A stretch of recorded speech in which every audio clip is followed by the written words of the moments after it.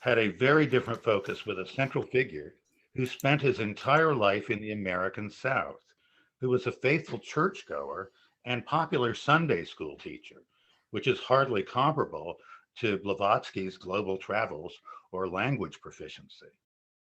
The cover of the book shows Edgar in similar attire and pose over 5 decades, from his mid 20s to his mid 60s, from bottom to top. Although these are clearly photographs of the same person, who was a professional photographer himself, each decade defines a different phase of his development as a clairvoyant counselor. Son of a farm family in rural Christian County, Kentucky, he moved to the county seat of Hopkinsville, where he worked as a bookstore clerk. And this is the Edgar we see at the bottom of the cover.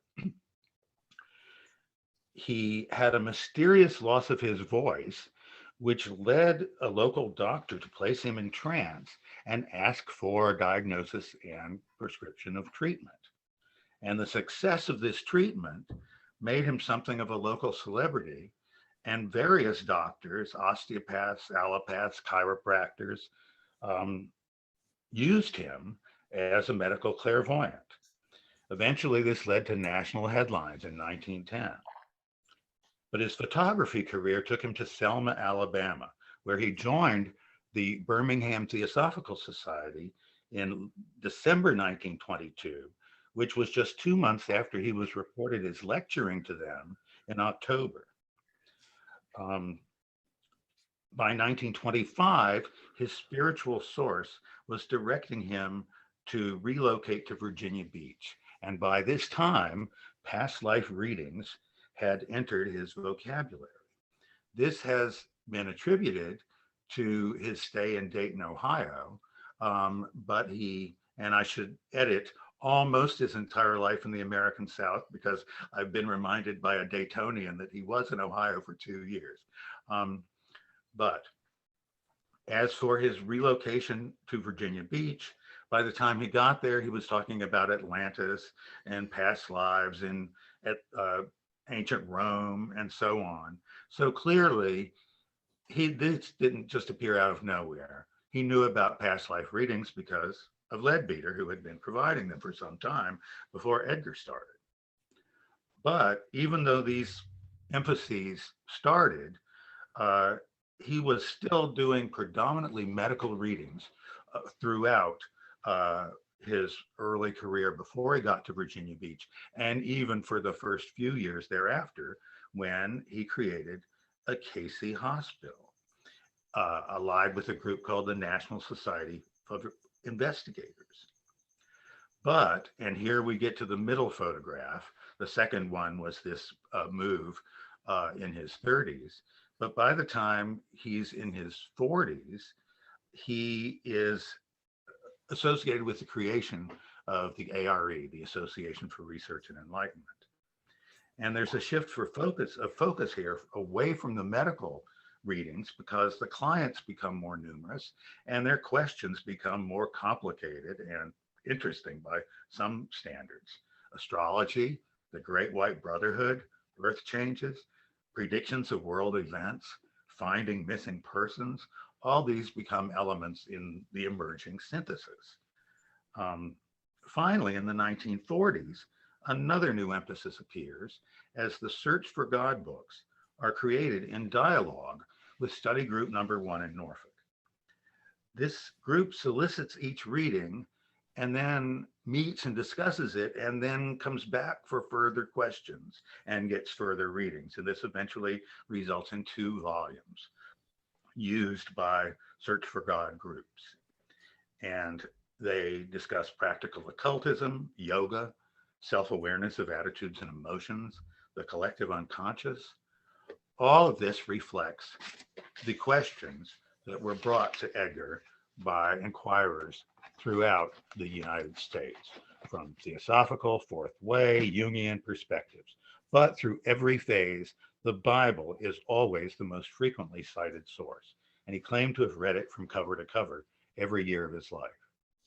Now, here we are looking at the ARE library as it now exists, And as it says here, there are more than 14,000 psychic readings, and they are still the core of the collection. But in those 80,000 volumes is evidence that members of ARE by and large take as independent confirmation of Edgar's spiritual source. But to a bibliographic detective, it looks like confirmation of literary influence, because a lot of ideas in these books of the 19th and early 20th centuries reappear in Edgar's readings.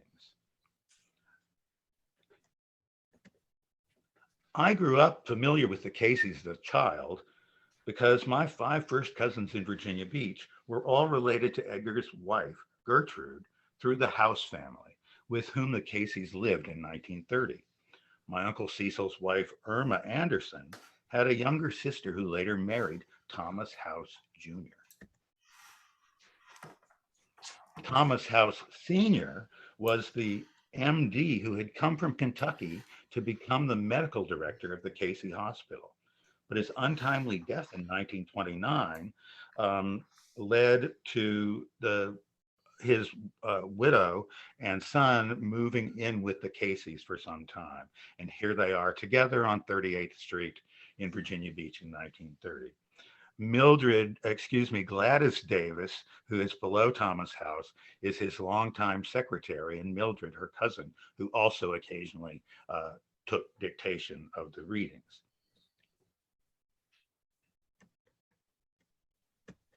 Here we go.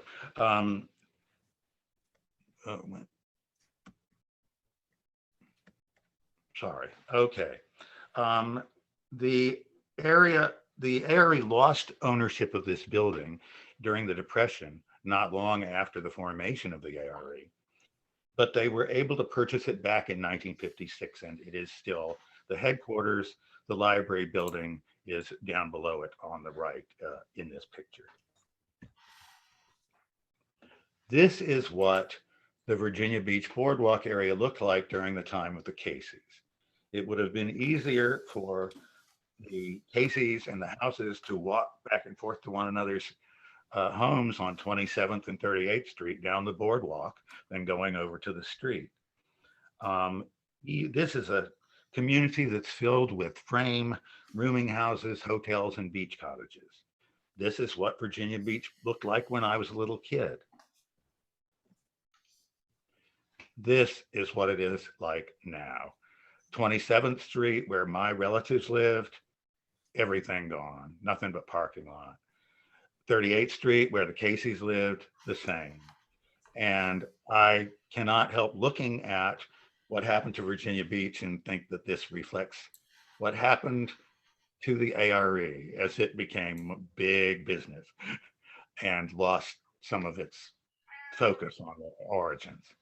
So here is where Doris Anderson, who is my Aunt Irma's by marriage sister, marries Tommy House. They subsequently have 3 children, one of whom is the subject of a Cayce book.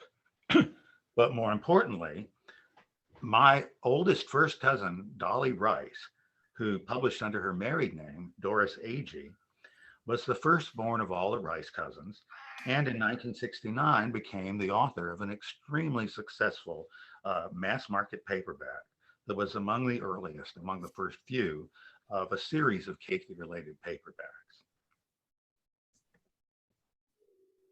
Dolly's younger cousin, Caroline House, became the subject of a book that explored her alleged past life, most recent past life. It called her Stephanie, and conducted an investigation of the life of Frances Willard, with whom Caroline had been identified at the time of her birth with a life reading by Edgar.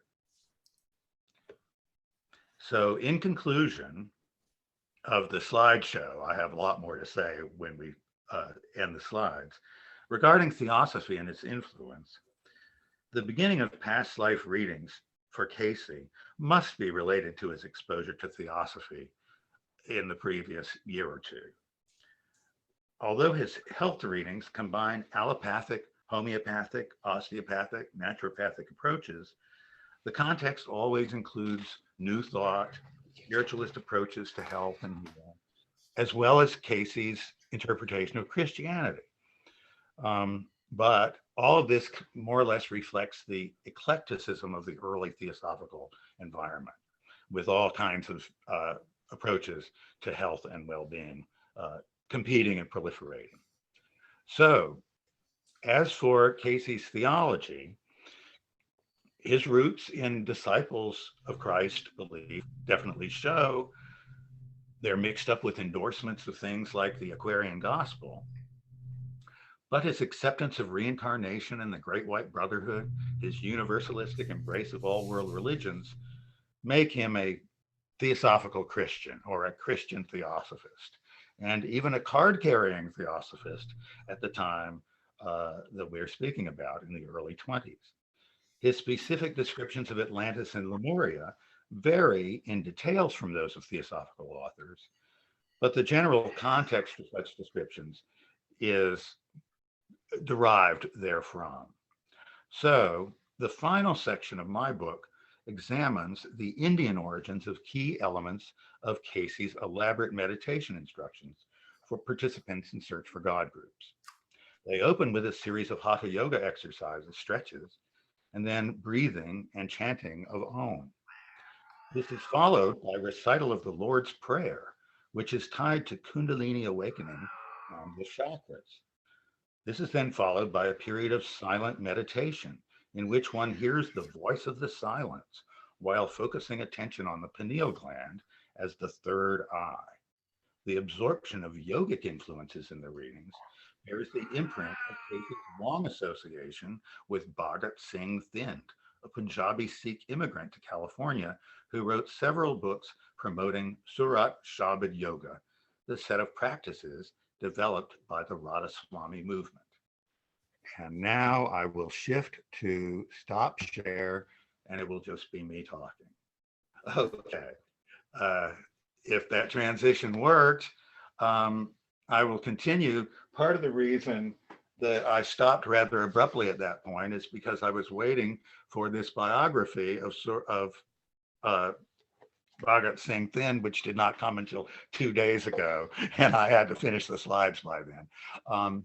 And it was very enlightening. But to me, the most enlightening element about this is that he was, what I learned from this book that I did not know at all, is he was an extremely skilled writer, passionately interested in transcendentalist philosophy as a college student at Khalsa College in the Punjab, comes to America and is able to articulate his teachings to educated American audiences in a way that surpasses anything I've seen that came from the Radhaswami movement. But here's the unfortunate aspect. He was a shameless plagiarist. His greatest book, The Radiant Road of Reality, includes large, full paragraph, slightly modified excerpts from Julian Johnson's With a Great Master in India. And the honesty problem with this is that Bhagat Singh Thind, although a Sikh by birth, graduate of Khalsa College, had been initiated into the Radhaswami movement, which is a Hindu movement, by a guru in the Beas tradition. So Radhaswami had begun, the earliest gurus were in Agra. It, migrated into the Punjab, but the majority of the teachers identified themselves as Hindu, as did the members. Well, Bhagat Singh Thind knows what a dashing figure he cuts, and he does not want to bring up the name Radhaswami. So he purely packages his teachings as Sikhism, erasing the very significant distinctions and avoiding the anger of his former colleagues in Beas who were denouncing him for stealing their thunder, so to speak. So the question here, this is not a question just about him, but about Cayce, Blavatsky, so many other people. What's the right verb to describe what he's doing, um, which is in general, well, regurgitation sounds nasty and implies that what he's giving back is disgusting. Um, re- Recycling implies that he's not changing anything, which he certainly is. Um, Restating is more appropriate. You know, he takes everything and he translated. I mean, Edgar translates whatever it is into Cayceese, more or less. And the same thing happens with all of these Radhaswami teachers. They reflect back the inquirer's questions and, you know, deal with all the implicit assumptions there. So there's a whole range of innocent to guilty in how we talk about, okay, so there's recycling, repurposing, repackaging. And that's, I think, an important, I mean, when Bhagat Singh Thind takes a Hindu movement and repackages it, stripping it of context and saying it's Sikh, that's repackaging.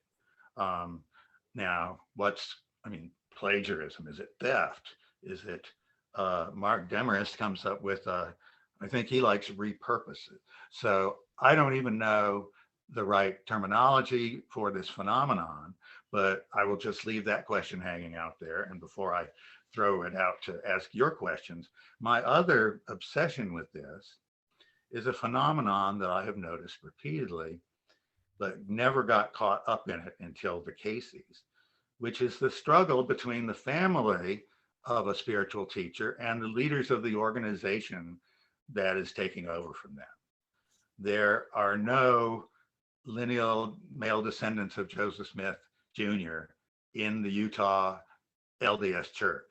They're all in the Community of Christ, the Missouri Mormons that deny the, you know, Brigham Young. There are no lineal descendants of Baha'u'llah allowed anywhere near the Baha'i shrines because they've all been declared covenant breakers because they're dangerous threats to the power structure and, you know, the legitimacy of the institutions. Mary Baker Eddy's descendants have absolutely nothing to do with the Church of Christ Scientist.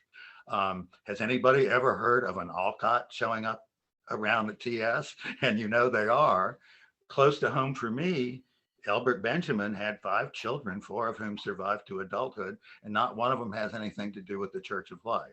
But I got sucked into a real drama where the Cayce family was just extraordinarily welcoming and generous and kind and appreciative.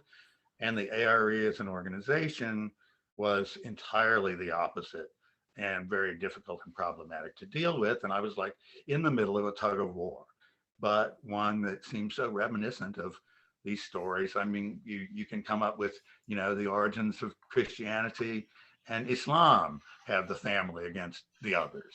So I hope that it does not bother you that I always have more questions than answers, but I hope when I open it up that maybe I will have some answers to some questions that I have inspired. So how can I just leave it open here and ask for people to unmute? Is that how this works? Hello. A very